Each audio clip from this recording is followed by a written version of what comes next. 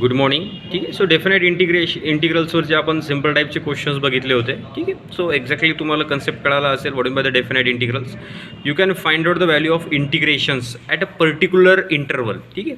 एका दिलेल्या इंटरवलसाठी ठीक आहे तुम्हाला त्या इंटिग्रेशनची व्हॅल्यू काढायची. It is called as the definite integrals. ठीक आहे. सो त्याच्यावरचे आपण जे काही सिम्पल टाईपचे क्वेश्चन्स होते ठीक आहे ते सिम्पल टाईपचे आपण क्वेश्चन्स बघितले होते. ठीक आहे. आता ज्या मेथड इनडेफिनेट इंटिग्रेशन्समध्ये होत्या त्याच मेथड आता डेफिनेट इंटिग्रल्समध्ये आहेत. ठीक आहे. फक्त त्याच्यामध्ये एक थोडाफार चेंजेस असणार आहे. ठीक आहे. सो आपण त्यातली फर्स्ट मेथड बघू, definite integrals by substitutions method. ठीक आहे. सो आपण already we have to discuss the substitutions method in indefinite integration chapters. ठीक आहे. सो आपण काय करतो, अशा व्हॅल्यूला पुट करतोय, असे व्हॅल्यू सबस्टिट्यूट करतोय की ज्याचा डेरिव्हेटिव्ह तिथं प्रेझेंट असला पाहिजे. ठीक आहे. आणि मग डी एक्सला डी टीमध्ये कन्वर्ट करण्यासाठी ज्या व्हॅल्यूला आपण सबस्टिट्यूशन्स केलं त्याचा डेरिव्हेटिव्ह घेतोय विथ रिस्पेक्ट टू जी काय असेल ते, जी एक्स असेल तर एक्स, टी असेल तर with respect to t, and then d एक्सला पण डी टीमध्ये कन्वर्ट करतो. Then your question convert into simple question and then you have to find out the integrations. ठीक आहे. आणि finally you have to return the value. तुम्ही जी काय व्हॅल्यू सबस्टिट्यूट करता ती व्हॅल्यू आपण फायनली रिटर्न देतो आहे. ठीक आहे. पण आता डेफिनेट इंटिग्रल्समध्ये जेव्हा तुम्ही डेफिनेट इंटिग्रेशनमध्ये जेव्हा सबस्टिट्यूशन्स मेथड बघताय त्याच्यामध्ये एक थोडा चेंजेस आहे की तुम्ही जी व्हॅल्यू सबस्टिट्यूट करता ती व्हॅल्यू रिटर्न द्यायची गरज नाही. का? कारण तुम्ही जी व्हॅल्यू पुट करताय ठीक आहे त्याचा जो काही इंटरवल आहे तो एक्ससाठी इंटरवल असणार आहे. तर तुम्हाला तो इंटरवल टीच्या टर्म्समध्ये कन्वर्ट करायचा आहे जेणेकरून तुम्हाला जी काय व्हॅल्यू सबस्टिट्यूट करताय ती रिटर्न देण्याची आवश्यकता नाही. ठीक आहे. सो एक आपण एक्झाम्पल बघू, त्या एक्झाम्पलवरून तुम्हाला क्लिअर होईल definite integrals by substitutions method. ठीक आहे. तीच मेथड आहे, फक्त थोडंसं त्याच्यामध्ये चेंजेस आहे. ठीक आहे. आपण एक्झाम्पल बघू. सो एक्झाम्पल घेऊ आपण 1 2 3 definite integrations 1 2 3 cos log x upon x into d x. ठीक आहे. सो सर्वात पहिले काय करणार आपण, I is equal to given question, दिलेला question 1 2 3 cos log x upon x into d x. ठीक आहे. So definite integrals by substitutions method. ठीक आहे. सो तुम्हाला व्हॅल्यू सबस्टिट्यूट करावं लागेल. आता आपण कुठल्या व्हॅल्यू सबस्टिट्यूट करतो की ज्या व्हॅल्यूचा डेरिव्हेटिव्ह तिथं प्रेझेंट आहे. ठीक आहे. न्यूमरेटर डिनॉमिनेटर असलं डिनॉमिनेटर चेक करतो. एक्सला जर मी टी पुट केलं तर एक्सचा डेरिव्हेटिव्ह 1 जो प्रेझेंट असणारच आहे. मग आपण कंपोजिट फंक्शन असेल तर कंपोजिट फंक्शनच्या आतमधलं फंक्शन चेक करतो आहे. कॉसच्या आतमध्ये लॉग एक्स आहे. सो लॉग एक्सला जर मी पुट केलं तर लॉग एक्सचा डेरिव्हेटिव्ह काय येतो 1/x जो तिथे प्रेझेंट आहे. म्हणजे मी इथं लॉग एक्सला टी पुट करू शकतो. ठीक आहे. सेम मेथड तीच, यू हॅव टू सबस्टिट्यूट अशी व्हॅल्यू पुट करायची की त्याचा डेरिव्हेटिव्ह तिथं प्रेझेंट असला पाहिजे. मग मी लॉग एक्सला काय पुट केलं आहे, टी पुट केलं आहे. जर मी लॉग एक्सला टी पुट केलं तर मला डी एक्सचं काय करावं लागेल, डी टी करावं लागेल. आणि डी एक्सचं डी टी करण्यासाठी मी काय करतो आहे, जी व्हॅल्यू पुट करतो आहे त्या व्हॅल्यूचा डेरिव्हेटिव्ह घ्यावा लागेल तुम्हाला. Derivative differentiate with respective x.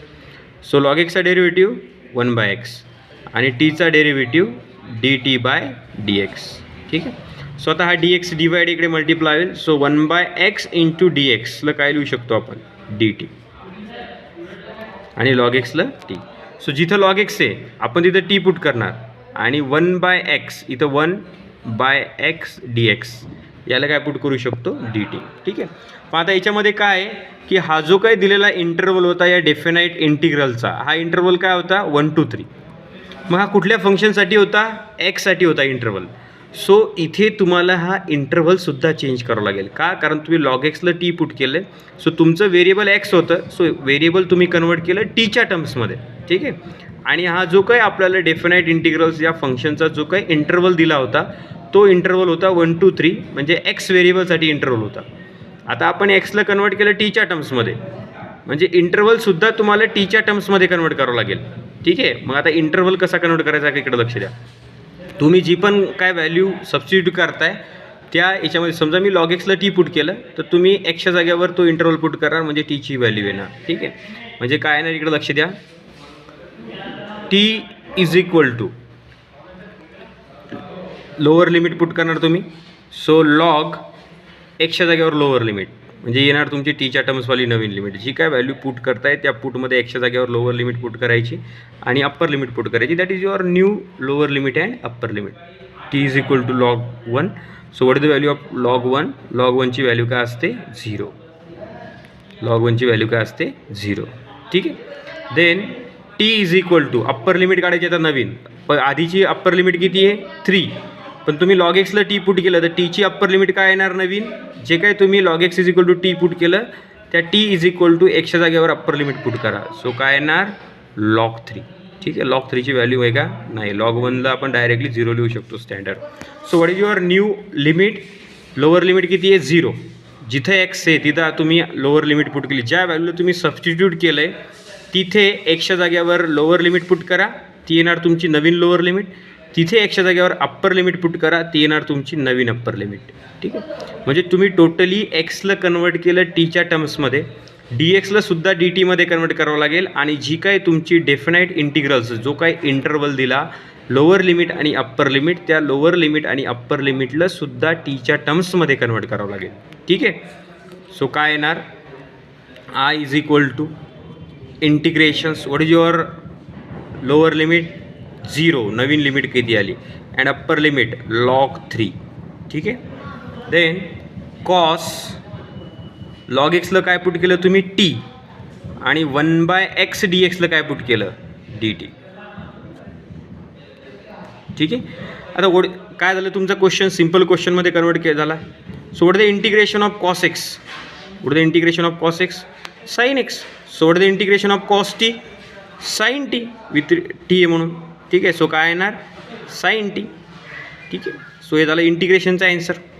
पण तुम्हाला जे काय ॲन्सर आलं त्याला लिहावं लागेल upper limit log 3 and lower limit 0. ठीक आहे, आता समोर क्वेश्चन्स तुम्हाला सॉल्व करावं लागेल. ठीक आहे, जी काय अप्पर लिमिट दिली ती टीच्या जागेवर आणि लोअर लिमिट टीच्या जागेवर आलेल्या ॲन्सरमध्ये काय येईल, sine log 3 minus sine lower limit 0. आलेल्या ॲन्सरमध्ये upper limit log 3 and lower limit 0. ठीक आहे, सो काय येणार sine log 3 and minus sine 0ची व्हॅल्यू 0. सो काय येणार आहे साइन लॉग 3. किती आलं याचा answer sine log 3. I is equal to sine log 3, I is equal to sine log 3. ठीक आहे, आता आपण सबस्टिट्यूशन्स मेथड यूज केली, पण आता इथे टीची टर्म्सच नाही उरलेली की जेणेकरून तुम्हाला व्हॅल्यू रिटर्न द्यायची गरज आहे. आपण काय करतो त्या सबस्टिट्यूशन्स मेथडमध्ये जी व्हॅल्यू आपण सबस्टिट्यूट करतोय ती फायनल ॲन्सरमध्ये काय करतोय रिटर्न देतोय. का, कारण तुम्ही एक्सच्या जागेवर जर टी पुट केलं तर तुमचं ॲन्सर इंटिग्रेशनचं इन टर्म्स ऑफ टी येते. मग तुम्ही फायनली एक स्टेप काय करताय, जेव्हा लास्ट ॲन्सर लिहिताय तेव्हा तुम्हाला टीची व्हॅल्यू ती रिटर्न द्यावं लागेल टीच्या जागेवर लॉग एक्स.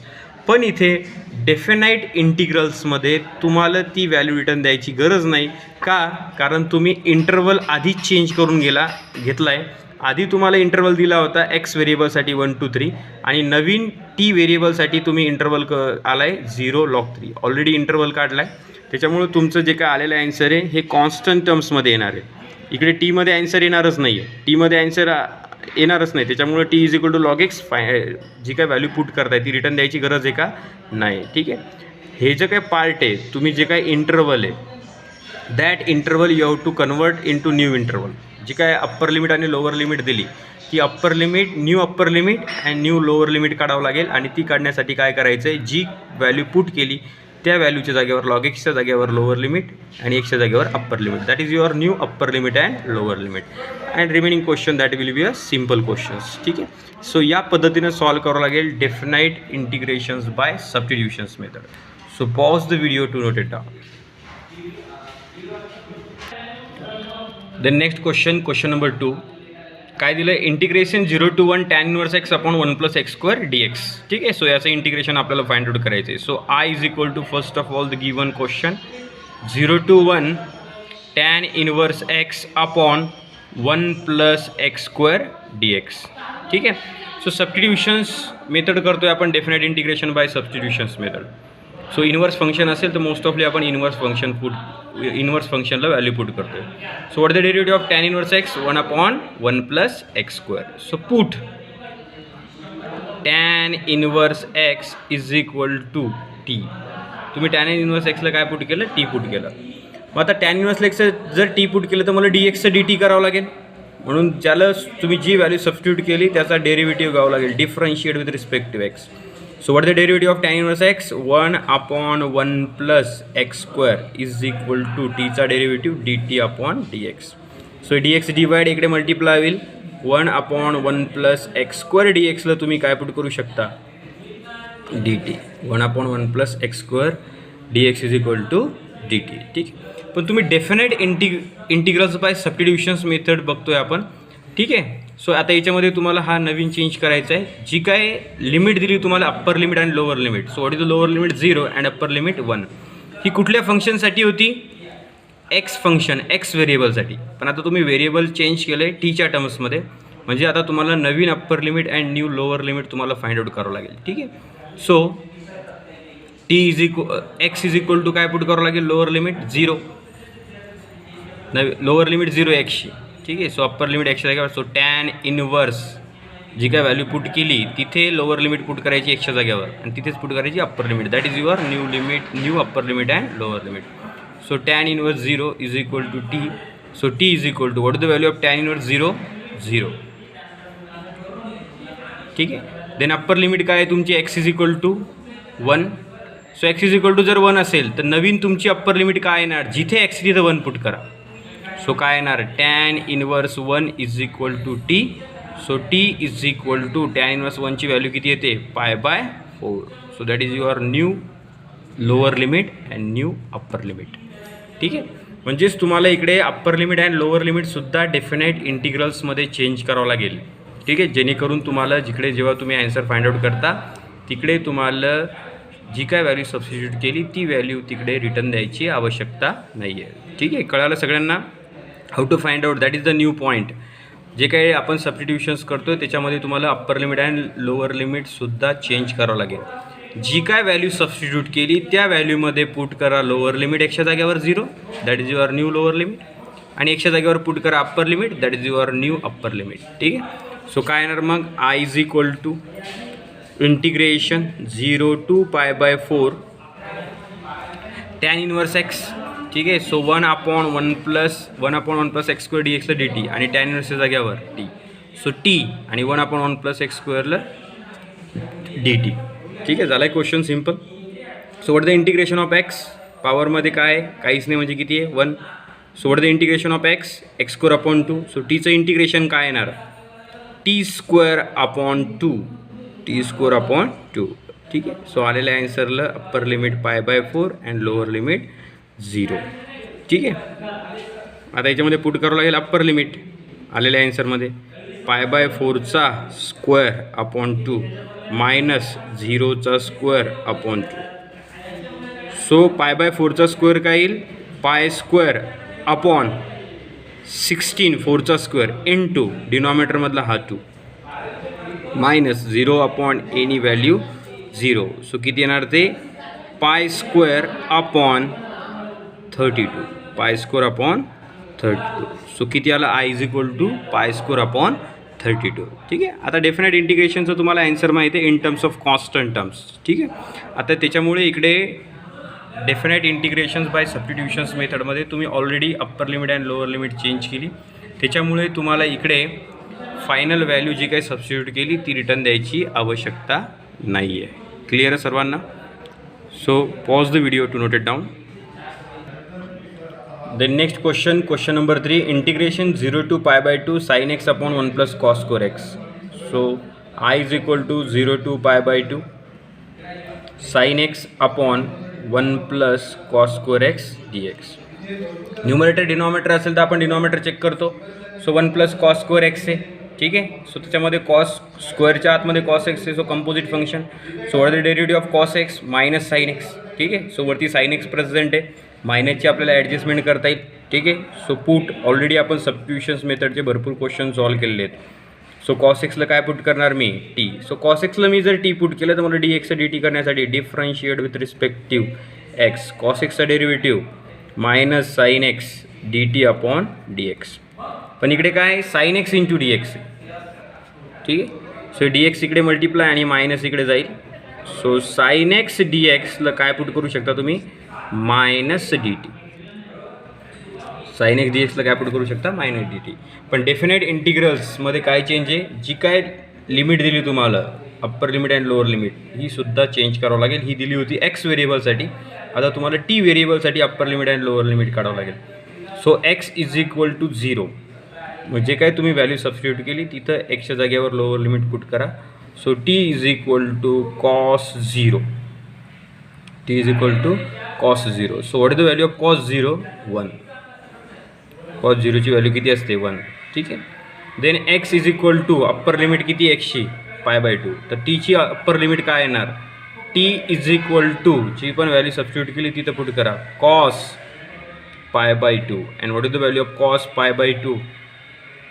किती येणार आहे? 0. किती येणार? 0. So what is your new limit? Lower limit 1 and upper limit 0. या पद्धतीनं हा चेंज करावा लागेल. हा एवढा चेंज आहे फक्त याच्यामध्ये आधीच्या इंटिग्रेशन्समध्ये आणि डेफिनेट इंटिग्रेशन्समध्ये. ठीक आहे. सो काय येणार मग? I is equal to integrations new limit 1 to 0. ठीक आहे. Sine x upon d x वरती उरलं 1 अपॉन 1 प्लस कॉस एक्सच्या जागेवर टी आहे तर कॉस स्क्वेअर एक्स आहे तर इथं काय येणार? T square. आणि साइन एक्स डी एक्सला काय लिहू शकतो? Minus d t. ठीक आहे. सो हे मायनस बाहेर जाईल. Minus 1 to 0 1 upon 1 plus t square d t. Then what is the integration? 1 upon 1 plus t square minus तसंच. So what is the integration? 1 upon 1 plus x square tan inverse x. So 1 upon 1 plus t square काय येईल? Tan inverse t and limit 0 to 1. So put upper limit minus in bracket tan inverse 0 minus त्याच ॲन्सरमध्ये lower limit tan inverse 1. ठीक आहे. So minus what is the value of tan inverse 0? 0 minus tan inverse 1ची value π/4. ठीक आहे. So हे 0 लिहायची करते मायनस आतमध्ये जाईल minus minus plus π/4. So I is equal to किती आलं? प्लस π/4. ठीक आहे. काय केलं आपण? कळालं? ती सबस्टिट्यूशन्स मेथड आहे. ठीक आहे. फक्त इकडे तुम्ही जे काय चेंजेस करतो इकडे लोअर लिमिट आणि अप्पर लिमिटसुद्धा नवीन तुम्हाला फाइंड आउट करावं लागेल जेणेकरून तुम्हाला इकडे जी काय व्हॅल्यू सबस्टिट्यूट करताय ती व्हॅल्यू इकडे डेफिनेट इंटिग्रल्समध्ये रिटर्न देण्याची आवश्यकता नाही आहे. ठीक आहे.